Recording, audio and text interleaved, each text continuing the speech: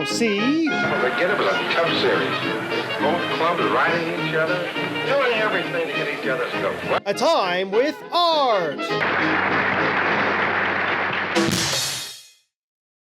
I'm just doing this to get a little opportunity to talk to people about their interests and their past, and I'll probably interview a lot of athletic people too. Yeah, there's some fun people over here. Yeah, there are. Anyone that's watching, remember, it's Mindset. Yeah, Mindset with Mary. With Mary. Okay. Yeah. All right. Well, thank you very much. And I appreciate thanks for having me. You were one of my good students back then. And I don't remember when you graduated, 2014 or somewhere. Yeah. Was it? Yeah. Go ahead and tell me a little bit about yourself, where you grew up and all of that. Yeah, I grew up here in Cedar City, Utah. Went to high school here and joined SUU right after, and got my bachelor's and my master's here. And my undergrad was in communications, so it's always fun to call art. I should be calling you professor, I feel like. So I gotta take a fun course in my undergrad work. That was an internship for CCG. That's what it was called, right? Right. Yeah. Okay. It was the Centurium Consulting Group. Right. Yeah. Okay. I couldn't remember. It's been a while. So I got to be a part of that class and get some real life experience. So I think it was one of my favorite ones. That and the Speech and Presentation Center gave me some of that real life experience that you need before you worked get in the Speech and Presentation Center then? Yeah. As an intern? Yeah. And who was running it then? Was it Sage? It was Sage. Yeah. In fact, I was I guess, what do you call that? Math education major. And Sage brought me on over. Okay. I took a class from her and she recruited me. And I don't know, it was probably me just, getting an ego boost, because she always would tell me that, you've got to come over and join the Speech and Presentation Center. And she also helped me get an internship with the Iron County Water District. So that was great. With Paul? Yep, with Paul. He was one of my students too.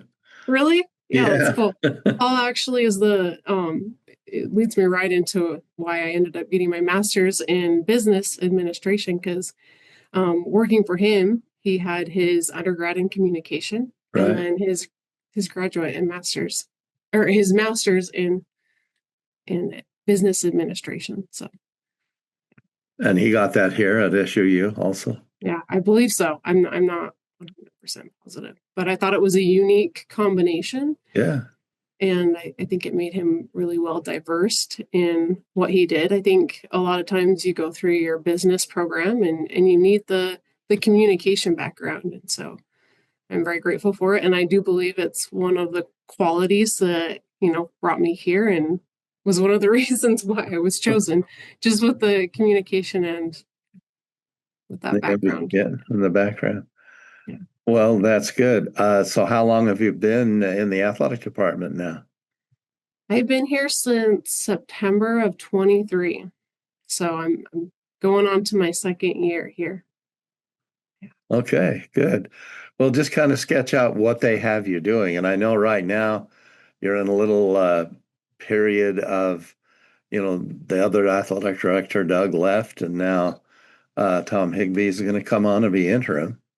Yeah. So how is that working? It's a little chaotic right now. It's, who's our leader? What are we doing? It's kind of a little chaotic, but we're doing good. We're figuring it out. And Todd Brown is just such a great person to always be there to help and support. That's my current boss. Yeah. And he's always just, I don't know, he's SEU. He's true red. So he's been super helpful in the transition period. I believe Tom starts on the 15th of July, so we're getting closer. And it will be good to have somebody to guide us and help us start making some of our big decisions that we need to make coming into this new fiscal year. So Okay. yeah, And yeah, you do all the finance, right? yeah. So I'm over the athletics budgeting and essentially the administration portion of the business operations. So So you're the business operator leader, huh? That didn't sound right, did it? I like that title. The title is always, I laugh a little bit because over in athletics the titles can get a little wonky. It's assistant athletic director of business operations. Oh, that is a fancy name. Yeah, So how did yeah, you and come, tell me about your athletic background. It was the schooling that got you here, and what about your athletic background? You probably don't yeah, needed to do what you're doing, but yeah, yeah. I don't have any athletics. This was my first experience in the athletic background. Even in my communication major, I didn't, participate in. I know there was a lot of students that were, involved in helping out in athletics, and they were getting internships over here. And it's a great place to be when you're getting your communication degree. yeah, Was it? I was over Yeah, internships last fall, and we had a number of them doing internships with the athletic department. And there was a problem, and that is that they're supposed to be juniors or seniors, and some of them weren't. So I think the next semester that got changed. Anyway, it mhm, worked out for some of those, and I know some of the yeah, photographers and the videographers that did that learned a lot from athletics. yeah, yeah. I do. Being in athletics right now, I'm like, gosh, I missed out on some experiences there and not actually taking those opportunities or seeking them out. So my background is I went towards a human resource background is what I started seeking in my career. So how I ended up here is kind of crazy. I was looking for a new job and I opened up the scope to more administrative just to see if there was anything else out there, and I applied and now here I am. So it's definitely not the pathway that I thought I would be down, but I'm glad to be back at SEU. It's a good environment, and um, it feels good to work for a place where what you do makes a difference, right? You're helping students, you're supporting student athlete experience, and that that's fun. Like that feels purposeful. That's good. Yeah. Well, we'll talk about your other online life a little bit and explain to us what you do there. Yeah, going through my master's degree, I really got inspired by all the courses I was taking, whether through leadership or just entrepreneurship, to start up an online business a few years back. And so I started coaching online, and it's been it was a fun hobby for a long time, and I didn't take it very seriously. And over the last year, I started taking it more seriously, and now I'm an official life coach and I have my own company, and yeah. So, what kind of background did you have to be a life coach? Did you have to uh, get a person to sponsor you or just to do it on your own? Yeah, there you basically can go and do it on your own. The schooling is, there's a lot of online courses and things that you can take um to to meet the qualifications, and yeah, to start learning, and then you practice and you do practicum hours and you life coach for free for a while, and and then you can start moving towards actually growing the business and charging. So I'm trying to get into that part of it. yeah, yeah, Okay, well, we'll tell the audience that I'm visiting today with MaryJo Rember, and she has a background here at SUU.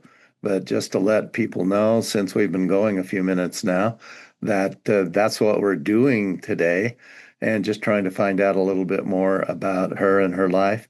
So tell me a little bit more about the coaching. Uh, I don't even yeah. know how many people you coach, but what are the kinds of things you try to get them to learn and to be able to do in their lives? Yeah, yeah. I have 7 clients currently, and um, I'm a general life coach, so I don't have a specific niche. I'm not sure I'm saying that word right. Is it niche or is it niche? I always thought niche, but that's okay. You're good. I'm going to say it's niche. Okay. I don't have a specialized niche. Niche. It's fine. Yeah, so I have clients from very different backgrounds. I have 2 that I'm working with financial wealth, just trying to grow their financial wealth. And then I have 2 other clients working through relationships and helping them grow those. And a couple other clients, one in particular who is wanting just to live a more authentic life and be more present with her kids. So, Okay, well, that's important too. yeah, it is. Yeah. So I've seen a few of your things, I think on Instagram, and you put out information. Do you write that or how do you do it? Yeah, just based on things I'm learning and my own personal experiences, just sharing. Um, I like to think that sometimes the best way to market is sharing your own personal story and, sharing some of the struggles that you've been through. I've had my own mental health struggles, growing up with ADHD and depression and anxiety and all the fun things that come along, and just sharing the tips and the tools and all the things that have truly helped me overcome some of the things that I've struggled with in my own life. Well, did they call it ADHD when you were in elementary school, I or don't think so. I think it was ADD. Yeah. you just discovered that lately, or Yeah. Yeah. I yeah. actually discovered it. I think I was 31. So it's only been 2 years Yeah. since yeah. Well, Yeah. you're very young. That's good. And you're starting this new avenue of a career, but also working in the athletic department. Do you have plans to continue that? Yeah, you enjoy it, obviously, what you're In doing. the athletic department Yeah. or coaching, Yeah, and both the other two. yeah, I plan to continue both as long as I possibly can. I'd love to make coaching something that I do full time. It's a struggle to fit clients in the evenings and early mornings and on the weekends. It's like Yeah. working 2 jobs sometimes. And so, yeah, I would love to do that full time. But I also really love working here at SUU. So I'd be torn. So, how do they contact you if they want to kind of talk to you and find out what you Yeah. do for them? Yeah. So my biggest avenue right now is Instagram. Okay. It's at Mindset with Mary. And I share lots of daily tips and tools and tricks, and a lot of sharing some of the things that I'm currently going through, and Uh-huh. how I'm starting to. A lot of people that come to my page are women who are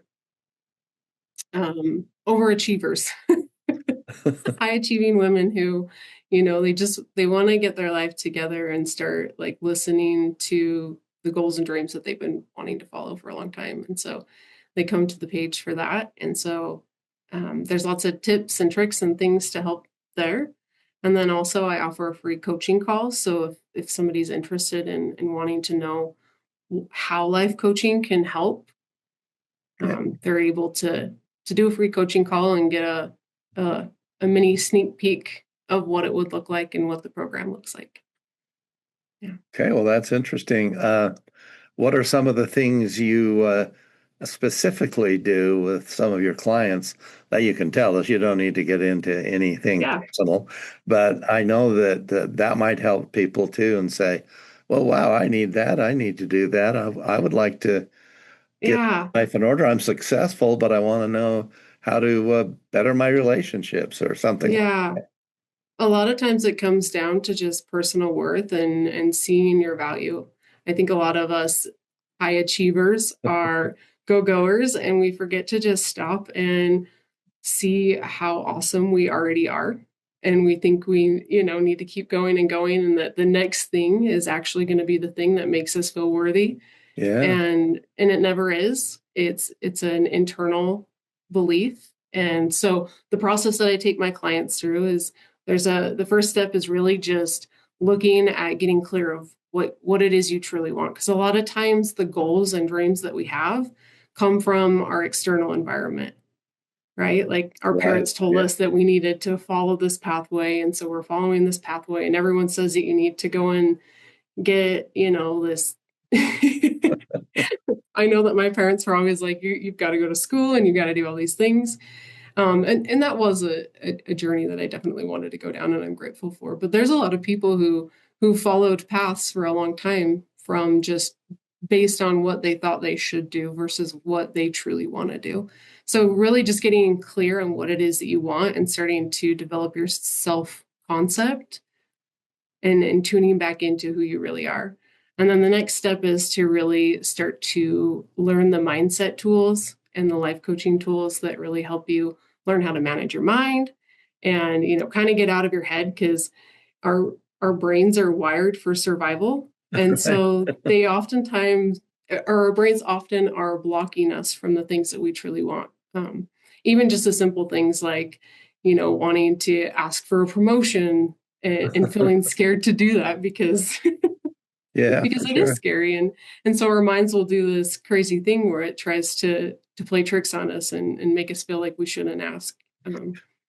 So then the next step through that is, so you learn the mindset tools to help you kind of overcome that, but then really starting to learn how to build your self-love, self-worth, self-trust, by tuning into your emotions and stop using those negative emotions that we feel as blocks and actually letting them guide us towards what we truly want. Because a lot of times we have emotions like frustration. And Mhm. frustration, if you just tune in and listen to what it's actually trying to tell you, it's just trying to protect you, right? It's trying to protect you from maybe rejection or, you know, feelings of unworthiness or whatever it is. And so it's just there to guide you and show you that Yeah. you're actually worthy and capable, because it's not fun to feel unworthy, or it's not fun to feel, rejected. And so Or like, you kind yeah. of start to learn that these patterns that you've been going through are just your brain's way of protecting you, your nervous system's way of protecting you from, being rejected or whatever it may be. How does So stress play into that, do you think? yeah, a lot, A lot. a Yeah. lot. Yeah. Yeah. I'm starting to learn some of these things that, the patterns and habits really play into effect of not only just our mental health, but also our physical health, right? They start to show up in the body as physical illnesses. Or And things just that kind of get in your way. Yeah. Mhm. And sometimes we spend a lot of time getting in our own way. Yeah. Uh, do you ever do counseling to help people who are interviewing for jobs and exactly how to do that and how to show their best face to those that are interviewing them? And then you meet a lot of students who don't know what they want to do, and that's another aspect of helping people find their way. Yeah. I like that comment you made about people need to do the things they want to do, but maybe not the thing that's going to make them the most money, but something they really enjoy. Yeah. Yeah. Yeah. I have not had a client come for that help, Okay. but in the speech and presentation center, that was one of the things that we offered at the time. And so we would do mock interviews.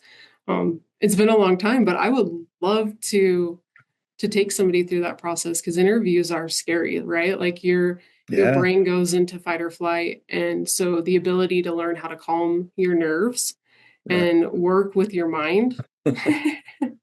A lot of times it really comes down to a thought, right? Like we're having these feelings and maybe you're feeling anxious, and that anxious feeling is coming from a thought that you have that you don't even know you're thinking. It's just going on in the background of your mind, thinking, I'm not capable, I'm not capable.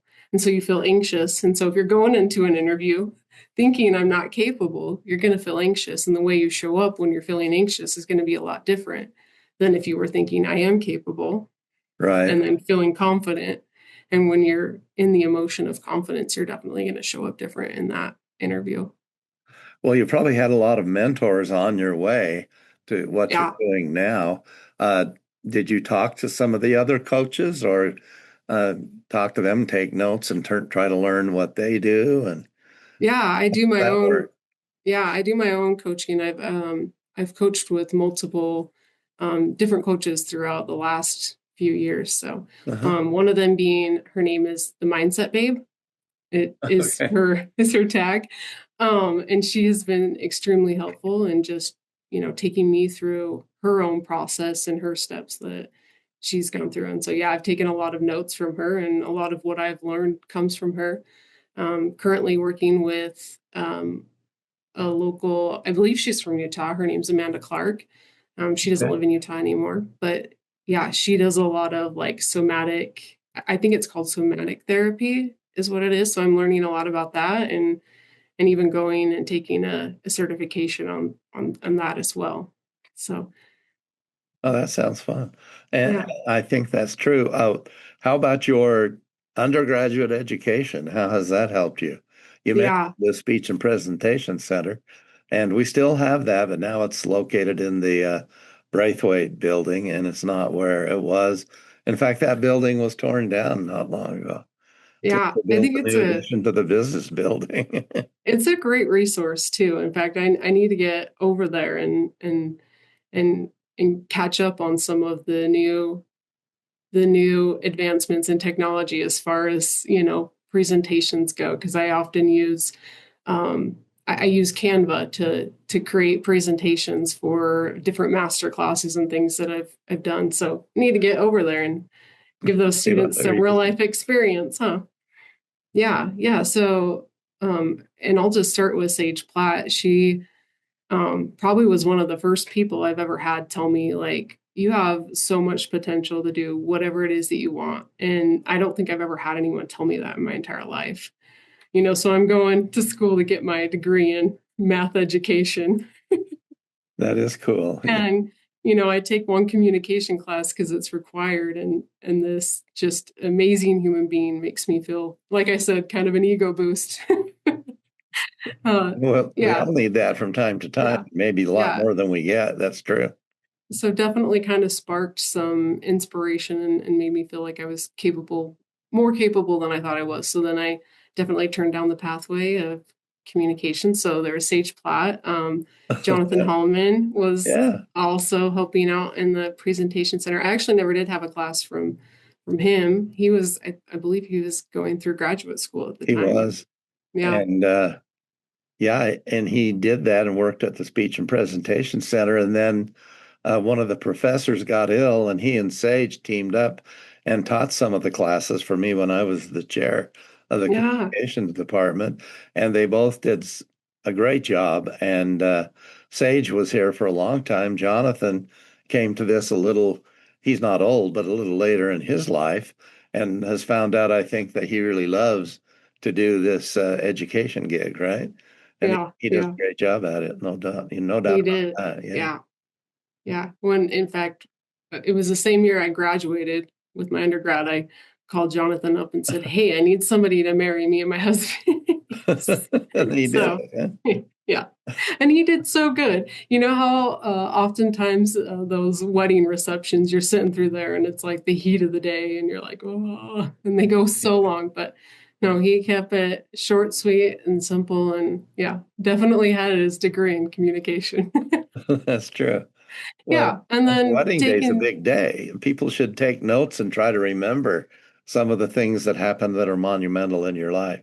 yeah, And so that's a good one too. I think that you probably tell people that it's nice to write things down and yeah, try to remember what you've done and where you are. And yeah, my sister tells me I've put scrapbooking back 100 years because I get folders and just put pictures and copies of programs and everything.